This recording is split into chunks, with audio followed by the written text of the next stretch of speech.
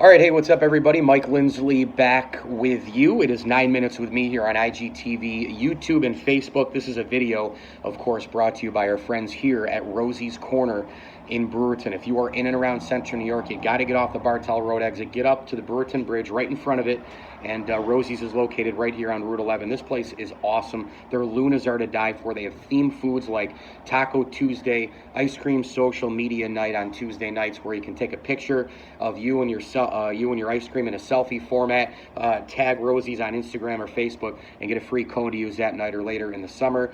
They also have Pork Wednesdays and today Fish Friday, where you can pair it up with coleslaw or mac and cheese. This place is absolutely fantastic. Come on down, get here to Rosie's Corner. They're also available on Grubhub, and they will deliver. Rosie's Corner is the official pizza shop of the ML Sports Platter, and be sure to stop by here if you're coming down for the July 3rd fireworks for pizza, wings, pasta, hot and cold subs, and more as you enjoy the fireworks in Brewerton, the best firework display, in my opinion, in the area. All right, let's talk a little Yankees, Red Sox in London, or Red Sox Yankees, depending on how you say it.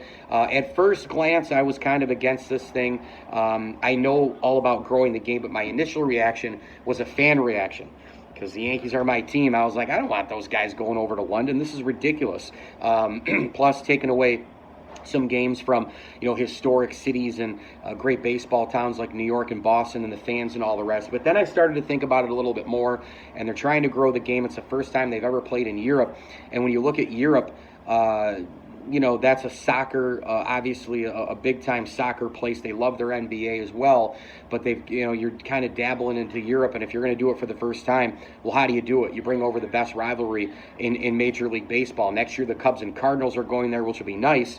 It's a great rivalry, but it's nothing compared to what we've seen through the years with the Yankees or the Red Sox, or really, for that matter, the Giants and the Dodgers in the 1950s. It hasn't quite gotten up to that sparkling point as the teams have been out on the West Coast for several decades at this point. But the Yankees and Red Sox stand alone in terms of the greatest rivalry in Major League Baseball. And, you're going to get showcased the superstars on both sides. Aaron Judge is there, the face of the team. You've got two All-Stars in DJ LeMahieu and, of course, Gary Sanchez. You've got the star power on Boston's side with Mookie Betts and Xander Bogaerts and J.D. Martinez. Now, a lot of European folks in London, England, they're not going to know who the hell a lot of these guys are if they don't follow baseball. In fact, I was listening to Buster Olney's podcast today, and he was talking with Dave Schoenfield about this, and Buster is in London, and he came across some fans and just kind of asked him, how about this? You excited for this? And they didn't even know that the Yankees and Red Sox were coming, number one. Number two, the other part is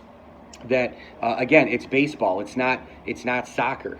It's not even basketball, a sport that has gotten so global. When you look at guys coming over from Europe, Spain, you look at guys coming over from Turkey, even from Canada, the worldwide global situation for the NBA has been absolutely amazing, going back to the tenure of David Stern and obviously Michael Jordan being the global icon he was. You look at the 1992 Dream Team that played in Barcelona. All of those things started to really escalate the global experience. Now we've seen Yao Ming come over from China. We've seen plethora of players come over from Turkey. It isn't quite that way in Major League Baseball. What we have in Major League Baseball is a lot of players from Hispanic countries, Latin American territory, and then, of course, America. And some in Canada, of course, as well. But we don't have anybody coming over from Germany, from Spain, from England. Are they going to try to get to that point where they get some players coming over? It's possible. But I think this is more about a brand of, hey, this is our game, this is who we are. It's going to be very interesting to see the English soccer fan and see how they respond to this series, because soccer is a sport like baseball that gets a bad rap from a lot of people who are anti-soccer or anti-baseball in terms of the slowness of the game, and certainly baseball is trying to work towards a faster pace of the game. You can't say, really, you can't complain about the scoring in baseball. I mean, there is offense to be had in baseball as opposed to soccer, where most games are 1-0, 2-1, 3-1 at best. Major League Baseball games, they're going nuts. I mean, look at the Dodgers and Rockies last night. That was a 12-8 affair. The Yankees just won an 8-7 game against Toronto. The problem is the anti-baseball people sees those runs and then they go ahead and they're like, oh, well, it's just going to make the game longer. So they're always complaining about something. But for us, you, me, and some others who love the game of baseball, we don't care. We're less worried about maybe the over enhancement of sabermetrics. We're maybe less worried about strikeouts. We're less worried about the home run pace and the record and all that. We're less worried about a top-heavy American League and 4 possible 100-loss teams in the American League. Because that's the direction that the Royals, Tigers, and Blue Jays and Orioles are going in. We're less worried about that stuff. I'm not saying that I'm poo-pooing the problems in Major League Baseball, but what I am saying is that I think more people need to kind of back off in terms of criticizing baseball and criticizing soccer to a certain extent. I've never been a diehard soccer fan, but if you watch a game and you kind of understand the nuances between the lines, between the goals, between the posts, between the nets, you'll have a much better understanding of just how amazing those athletes are. It's not the first sport I'll flip on, but I don't necessarily hate it. I do know why we don't love it all the way across the board in America, much like football or basketball, but it certainly is a global sport, and baseball at this particular point is certainly a Latin American, North American type of sport, and so trying to take it over across the pond. They've played games in Mexico. They've played games in other places repeatedly. They have gone to Omaha, Nebraska. They have done certain things. Played games in Cuba.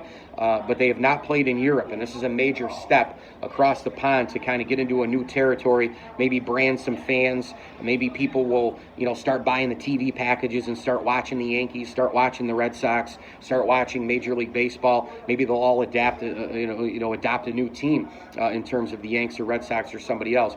But as far as this series goes here in the final couple minutes of 9 minutes with Mike Lindsley, brought to you by Rosie's Corner, it's a 2-game series. The Yankees have a big full day today of media day, as did the Red Sox. They arrived yesterday, I believe both teams did. The Red Sox are coming in a team, I still think they're going to hit a stride. I still think this is not even close to the best Red Sox team that we're going to see down the stretch. I expect a very solid finish to the first half, and then I expect them to go on a run in the second half. I don't know what kind of a run that is, but I would not be surprised to see them win 16, 17 out of like 22, 23 games at some point before the end of the season. I think this team still is about to hit a stride.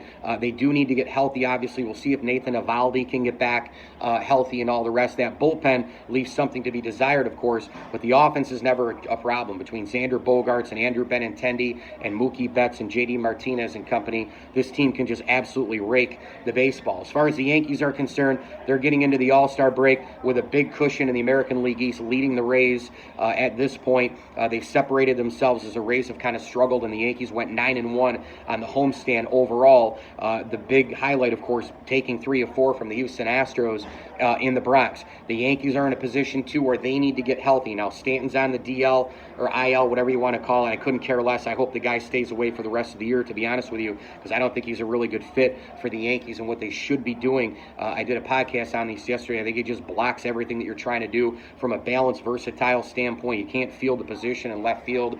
He's just not a good fit for this Yankee club. But the Yankees are going to wait to get Dellin Betances back for the bullpen. Luis Severino back in the starting rotation. Is Jordan Montgomery going to be ready for the stretch run as well? He just had a setback with a shoulder issue as well. The Yankees need to get a little bit more healthy, and obviously the trade deadline is fast approaching at the end of July. The Yankees should be making a move or two to go out and get a couple of arms, or at least one. Will it be Mad Bum Marcus Stroman? Will it be Trevor Bauer? I'm not sure, but the Yankees need to go out and make a move. So the London series should be fun. Brand of the game.